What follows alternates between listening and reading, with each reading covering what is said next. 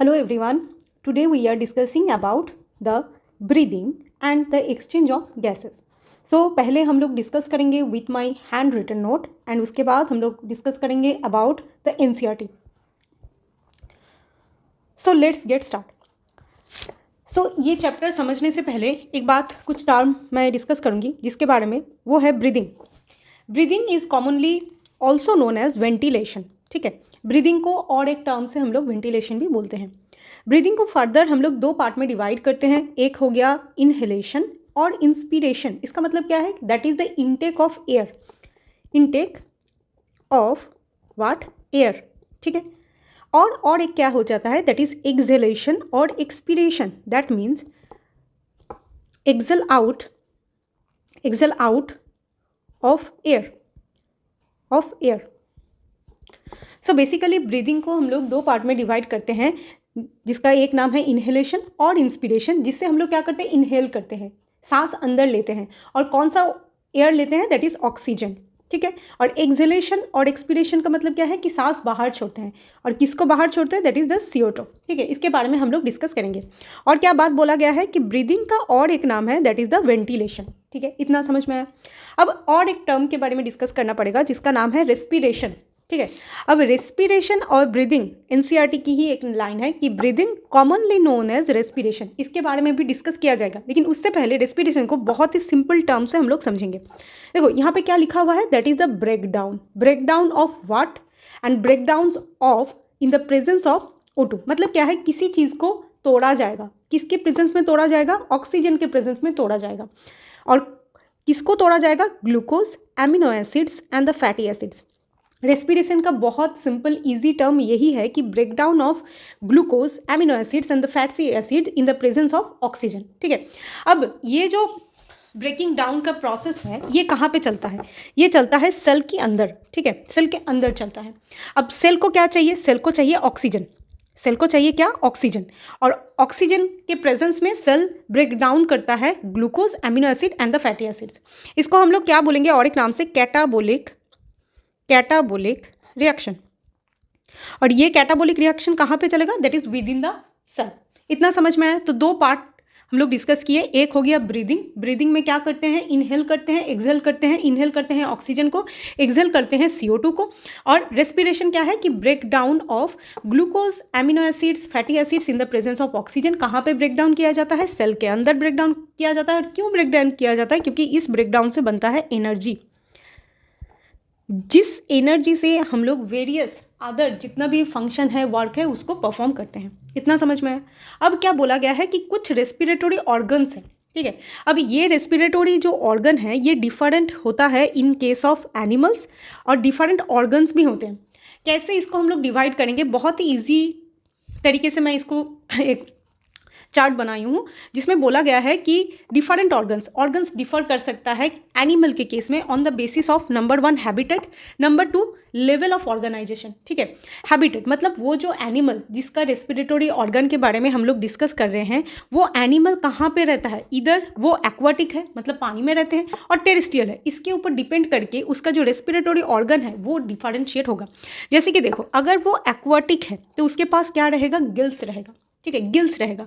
और जो animal gills के थ्रू रेस्पिरेशन करता है, उस टाइप ऑफ रेस्पिरेशन को हम लोग क्या बोलेंगे? Bronchial respiration. क्या बोलेंगे? Bronchial respiration. जो animal on the other hand terrestrial होता है, उसके पास क्या रहता है लंग्स. और लंग्स किसके पास है?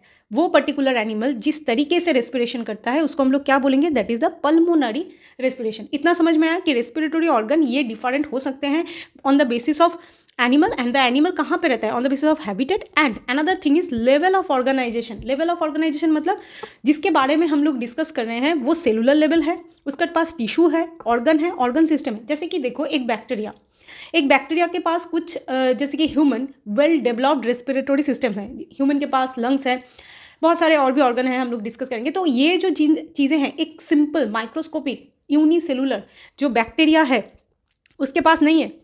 ठीक है, ये तो मैं एक एग्जाम्पल के तरीके से बता रही हूँ, बट यहाँ पे एनसीईआरटी में कुछ कुछ एग्जाम्पल आपको दिया गया है। क्या बोला गया है कि सेलुलर लेवल में, जैसे कि आप एग्जाम्पल ले लो पॉरीफेरा, जैसे कि टिश्यू लेवल में जिसके पास सेल कंबाइंड होकर टिश्यू बनाया है, उस जैसे कि एग्जाम्पल टिनोफोरा, सिलेंट्रेटा, और ऑर्गन है जैसे कि प्लैटीहेलमिन्थिस, ये बहुत ही सिंपलेस्ट फॉर्म ऑफ क्रिएचर है जो अपना रिस्पिरेशन करता है थ्रू द बॉडी सरफेस, और कौन सी मोड में, डिफ्यूशन मोड में। ठीक है, तो ये cellular level, tissue level, organ level, example Porifera, Ctenophora, Coelenterata, Platyhelminthes, ये सिंपली डिफ्यूशन करते हैं थ्रू द बॉडी सरफेस। वैसे ही ऑर्गन सिस्टम थोड़ा बहुत डेवलप किया है अर्थवर्म के केस में। अर्थवर्म किसके थ्रू रेस्पिरेशन करते हैं, मोस्टली क्यूटिकल के थ्रू, क्यूटिकल के थ्रू वो रेस्पिरेशन करते हैं। अनदर एग्जाम्पल जैसे कि इंसेक्ट्स कैसे करते हैं, ट्रैकियल सिस्टम के थ्रू करता है। क्वेश्चन आ सकता है कि छोटा मोटा कुछ question on the basis of this examples. ठीक है, जैसे कि एम्फीबियंस वो है कि जो एक्वाटिक भी होते हैं, कुछ टाइम वो टेरेस्ट्रियल भी नेचर शो करते हैं, तो ये गिल के थ्रू भी रेस्पिरेशन कर सकता है, लंग के थ्रू भी कर सकता है, और स्किन के थ्रू भी कर सकता है। जैसे ही गिल के थ्रू जब रेस्पिरेशन करेगा उसको हम लोग क्या बोलेंगे, ब्रोंकियल रेस्पिरेशन। जब वो लंग्स के थ्रू करेंगे उसको हम लोग क्या बोलेंगे, पल्मोनरी रेस्पिरेशन। और अगर स्किन के थ्रू कर रहा है तो उसको हम लोग क्या बोलेंगे, क्यूटिनियस रेस्पिरेशन। ठीक है, इसको हम लोग बोलेंगे क्यूटिनियस रेस्पिरेशन। ये कुछ एग्जाम्पल हो गया। अब आ जाते हैं कुछ हायर लिविंग ऑर्गेनिज्म जैसे कि reptiles, birds and the mammals. ये किसके थ्रू करेंगे, दैट इज द लंग्स के थ्रू करेंगे। और लंग्स के थ्रू अगर रेस्पिरेशन करेंगे तो उसको हम लोग क्या बोलेंगे, उसको हम लोग बोलेंगे पल्मोनरी रेस्पिरेशन। तो ये था फर्स्ट पेज ऑफ एनसीईआरटी। बहुत ही क्रिस्प मैनर में मेरा हैंड रिटन नोट है कि ब्रीदिंग को और एक टर्म से हम लोग वेंटिलेशन बोलेंगे। ब्रीदिंग 2 तरीके का हो सकता है, इनहेलेशन, एक्सहेलेशन। इनहेलेशन में O2 को इनटेक किया जाता है, एक्सहेलेशन में CO2 को बाहर छोड़ा जाता है। रेस्पिरेशन क्या है, break down of glucose, amino acid, fatty acid in the presence of oxygen. ठीक है, जिससे क्या बनता है, जिससे बनता है एनर्जी। किसके अंदर बनता है, सेल के अंदर बनता है। रेस्पिरेटरी ऑर्गन जो कि डिफरेंट एनिमल्स के पास डिफरेंट ऑर्गन्स हो सकते हैं on the basis of habitats and the level of organisation. इसको हम लोग सेपरेट करते हैं। जैसे कि एक्वाटिक हो गया तो उसके पास गिल्स रहेगा, और जो टाइप ऑफ रेस्पिरेशन ये शो करता है उसको हम लोग बोलते हैं ब्रोंकियल रेस्पिरेशन। अगर टेरेस्ट्रियल हुआ तो उसके पास लंग्स रहेगा, और उसको हम लोग क्या बोलेंगे, pulmonary respiration. Level of organisation, cellular में पॉरीफेरा, टिश्यू में टिनोफोरा, सिलेंट्रेटा, ऑर्गन में प्लैटीहेलमिन्थिस, ये सारे डिफ्यूजन करते हैं through the body surface. Organ system जैसे कि अगर अर्थवर्म हो गया तो उसके पास क्यूटिकल के थ्रू वो करेगा। इंसेक्ट्स के पास ट्रकियल सिस्टम है। एम्फीबियंस गिल्स, लंग्स, स्किन तीनों के साथ ही कर सकता है। जैसे कि रेप्टाइल्स, बर्ड्स एंड मैमल्स वो लंग के थ्रू अपना रेस्पिरेशन करते हैं। अब इसके हिसाब से एनसीईआरटी में क्या लिखा हुआ है हम लोग इसको रीड करेंगे। तो चैप्टर का नेम पहले ही बता चुकी हूँ, breathing and the exchange of gases. क्या बोला गया है कि oxygen is utilised by the organism for the breaking down of what, glucose, amino acids and the fatty acid. ठीक है, इसको ब्रेक डाउन किया जाता है in the presence of oxygen, और उससे क्या बनता है, एनर्जी बनता है। क्या बनता है, एनर्जी बनता है। उससे हम लोग क्या करते हैं, वेरियस एक्टिविटीज़ हम लोग परफॉर्म करते हैं। अब ये जो कार्बन डाइऑक्साइड है वो हार्मफुल है। ठीक है, वो हार्मफुल है, वो रिलीज होता है during the above catabolic reaction. Catabolic reaction कौन सा है, ये जो break down of glucose, amino acid and fatty acid within the cell, इसको हम लोग क्या बोलेंगे, catabolic reaction. Catabolic cut down किया जाता है। अच्छा, ये जो ऑक्सीजन है ये प्रोवाइड किया जाता है सेल के पास। सेल क्या करता है, सेल के पास ग्लूकोज है, सेल के पास क्या है, ग्लूकोज है, एमिनो एसिड है, फैटी एसिड है। ऑक्सीजन मिलते ही वो क्या करता है, उसको कट डाउन करता है, कैटाबोलिक रिएक्शन चलाता है, जिससे CO2 प्रोड्यूस होता है, जो कि हार्मफुल एक प्रोडक्ट है, वो बाहर रिलीज आउट हो जाता है। ठीक है, अब बोला गया है exchange of oxygen, that is oxygen atmosphere से बॉडी के अंदर आ रहा है, और CO2 प्रोड्यूस हो रहा है जो कि बाहर जा रहा है। इस प्रोसेस के मतलब O2 इनटेक करना और CO2 को बाहर छोड़ना, ये प्रोसेस को हम लोग क्या बोलेंगे, ब्रीदिंग। यहाँ पे एक टर्म लिखा गया है एनसीईआरटी में कि कॉमनली नोन एज रेस्पिरेशन। बेटा, breathing and respiration not exactly the same thing. ठीक है, ब्रीदिंग रेस्पिरेशन अलग है, ब्रीदिंग एक प्रोसेस है रेस्पिरेशन का, लेकिन यहाँ पे एनसीईआरटी में इतना सारे बात बोला गया है ऑलरेडी, तो कुल मिला के सभी को हम लोग क्या बोल रहे हैं, रेस्पिरेशन। ठीक है, अब यहाँ पे एक बात बोला गया है कि place your hand on your chest, you can feel the chest moving up and the down. जब आप सांस लेते हो और सांस छोड़ते हो तब क्या होता है, चेस्ट अप एंड डाउन होता है। You know that it is due to the breathing. आपको पता है ऐसा क्यों होता है, क्योंकि ड्यू टू द ब्रीदिंग के वजह से होता है। हाउ डू वी ब्रीद, कैसे हम लोग ब्रीद करते हैं। The respiratory organs and the mechanism of breathing are describe in the following section of the chapter. यहाँ पे ये चैप्टर इसी को ही डिस्क्राइब करेगा।